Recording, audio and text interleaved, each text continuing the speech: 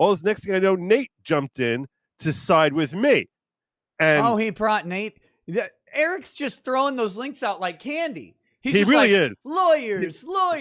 He's like an Atlantic City salesman. He's like, lawyers. You a lawyer? He's you like, a lawyer? Get over here. Yeah. Come on. Gather the lawyers around. I say, that's Albuquerque, New Mexico. I don't know anybody in Albuquerque, New Mexico. Voicemail. And they did not leave a voicemail, but they texted me and said, this is Carrie Morrissey. I need to talk to you. This is the special prosecutor contacting you directly saying, I need to talk to you. Yes. Okay. So intermediary's out now. It is a special prosecutor. Now, Eric, you had been covering this thoroughly throughout. And you may, whether or not, I think you would qualify as a journalist, but you're journalizing. So journalism, if it's not a vocation, it's an action. You're covering this, you're talking with people about the stories, and you have some sources that most other people don't have, and I would say many and virtually nobody has. Is it a good time to segue into the breaking news right now? Oh, absolutely, sure. Okay. So what the heck is going on? Robert Barnes in the chat there. Hey, what's up, Robert Barnes? He says, what about a prosecutor threatening a search warrant on Hunley if he doesn't give up his sources on the Baldwin case? Okay, What? I had only tangentially seen bits of this as like notifications came up in a group, but I didn't know the whole situation. But yeah, apparently they're going after Eric Hunley to try and get his sources. I hope he tells them to kiss his anus because he's a journalist. Like, we're all journalists. And before anybody gets like their head up about much, if you convey news and information in a serious way or even a semi-serious way from one person to another, you are, under most journalistic shield laws, a journalist for the purposes of that discussion. And you do not have to disclose your sources. I mean, the whole point of it.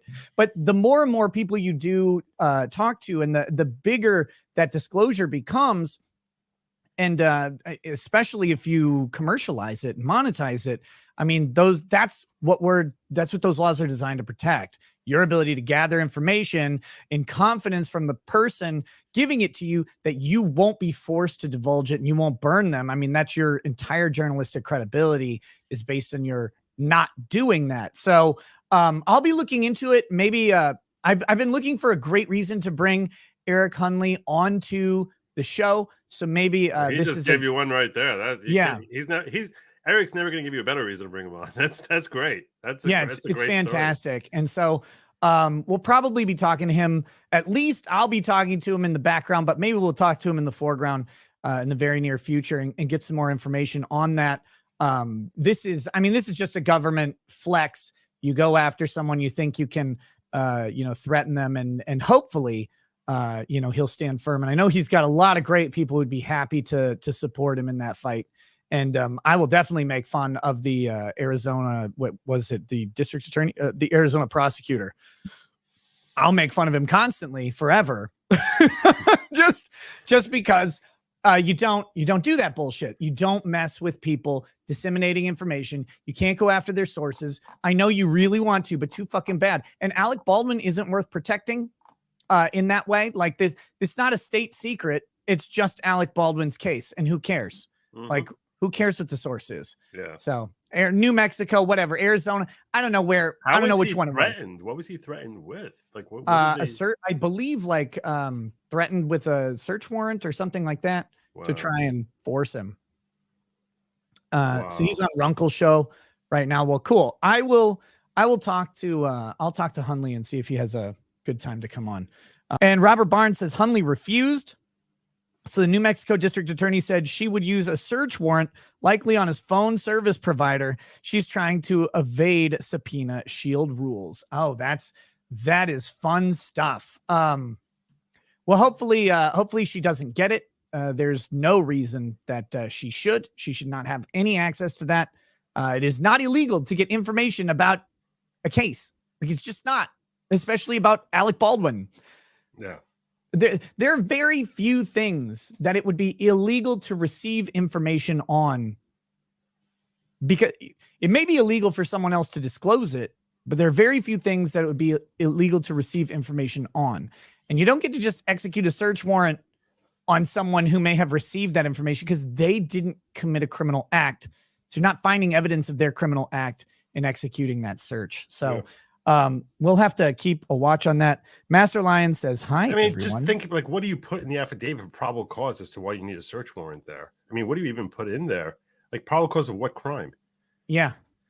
I can't figure it out, especially in regards to this case. I don't even know what Eric said about it or what information there was that they're really concerned about, but it doesn't really matter because this isn't a case involving state secrets. It's not a case involving some sort of classified information that could be, like, or some sort of government whistleblower thing. Even though receiving that information is not illegal. Disseminating that information very well might be, but receiving it is not. And you can't go after people who receive information from a source in that way. There's no criminal act involved there. Hunley, what happened today? Okay. One of my sources reiterated that plinking was going on to me. And I had been reporting the plinking was definitively a rumor. And, I don't like rumors getting out there because, this is really obviously important stuff. But I heard from this source that, plinking was going on before call times on the set. And I spoke of that on Layback News, our legal panel that I have. I think you might have been on that episode, that I had heard this. And, of course, on America's Untold Stories as well that evening. Word got back to the special prosecutor in New Mexico. And essentially, through another source, they were communicating with me, I believe, but the other source is communicating, hey, can I share with the prosecutor what's going on here? And I'm like, there's really nothing to share. I'm just hearing stuff. I didn't see anything. I don't know anything, whatever.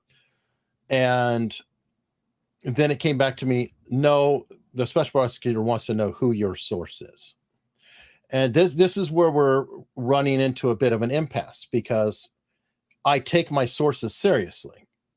I will reveal a source if they're fine and they say, oh, I don't care. Then I will say, hey, this is a source, because it makes it even stronger. But this particular source does not wish to be revealed. And I am not revealing that individual. Let me stop you here for a second. You've been covering this, but just not to say that you have not been revealing anything that hasn't also been revealed elsewhere. It's not clear if where New York Post got their sources, but this is from October 26, 2021. Yep. The prop gun that killed cinematographer Helena Hutchins on a New Mexico movie set has been used that morning by crew members to shoot cans for fun, a report said Tuesday. Just hours before the fatal accident, a group of crew members had taken the firearm to go plinking, a hobby in which people shoot at beer cans with live ammunition amid production of the Alec Baldwin Rust in Santa Fe. Okay, so this has been in the news. Whether or not they're repeating what they saw on America's Untold Stories, don't know, but it's been in the news. No.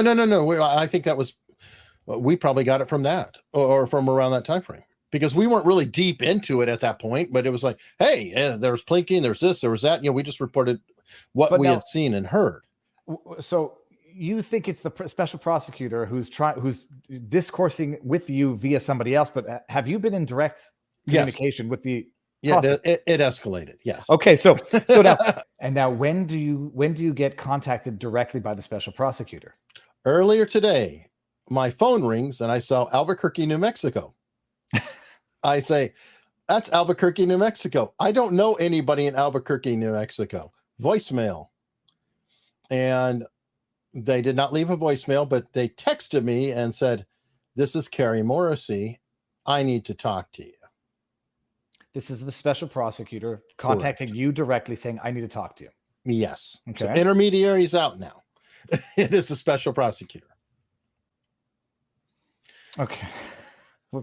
What happens to your stomach when you get this text message? It's not super comfortable. I don't know how to explain it, because I haven't done anything wrong. Obviously, I was not in New Mexico. I'm not doing anything, but I don't trust the state very much, and I'm very concerned about protecting sources and things like that. At the same time, I do want Helena Hutchins to get justice, and part of the reason I want to come out is so everybody understands it's a rumor that my sources said it's a rumor. And I don't want the prosecution to be chasing ghosts either, if that makes sense. Okay. But it's very uncomfortable knowing, oh, great, this is technically a homicide investigation, however you put it, and I'm in the middle of it. That's very weird. So you get the text message from the special prosecutor. Jokes aside, Tank Mosey H says, lawyer up, Hunley. What do you do after you get the text message from the special prosecutor? Well, I happen to talk to a lawyer. not me, everybody. Just and I said, an American lawyer, damn it. No. No, don't worry. And I told Eric, I said, like, make sure that you're cool doing this, because yes. I'm not giving you any legal advice. And if this screws you, don't blame me, because okay. So you contact a lawyer, then what happens? Yeah, and I actually had talked to the lawyer yesterday as well, but to kind of keep an eye on what my options were. So after we could find the time, I called the number with a three-way conversation with my lawyer. And I said, hi, this is Eric Hunley with, well, I don't care. Nathaniel Brody. Do I hear sirens in the background, Eric? I think I actually heard sirens in the backdrop of your set. All right. So you say you call back the special prosecutor with Nate Brody. Yes.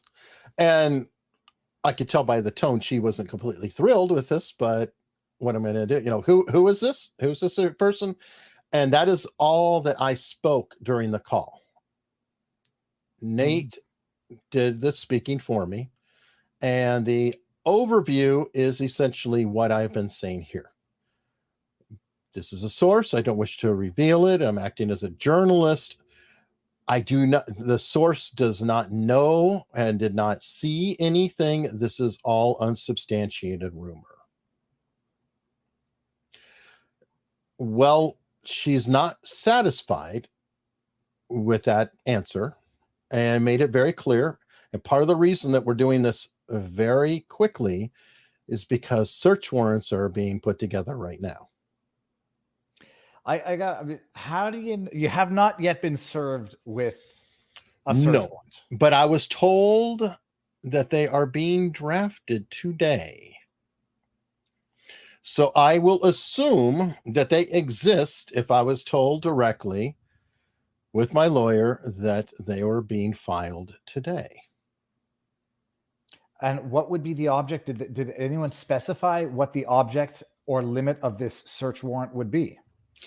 I don't have the details, but I'm assuming probably devices, whatever. I am in Virginia, and I am invoking, I think I sent you a text earlier that Nate pulled up about rule. Don't mention. I don't want them coming to me. I don't text you, Eric. I've never texted you before. I'm joking. I don't know who you are. Whoa, what? But people have to understand. It's like the breaking news is there's no Alec Baldwin's not going to jail. There's nothing like that. You've been basically approached by the special prosecutor. Mm-hmm. She's asking for you to disclose your source as to who told you that there was plinking going on the set, and when you politely through counsel declined. The suggestion, or the what's the word I'm looking for? The response. Implication. The response was, we're going to serve a search warrant on you. Well, I'm going to file search warrants, so I can only assume what the search warrants are, but I'm sure it's not to make my life fun. And that's why I'm out here now. I want people to understand what is actually going on with me. And I'm on your channel because your channel's far bigger than my channel, anybody else's. I'm going on Nate's channel. I want the word out to know that, hey, I'm not just going to roll over and give up a source. This is a serious thing. I am very concerned about the crime that occurred, and I want the information to be given, which I did give the information as far as I know, and the source knows. So why beat up on me trying to find a source.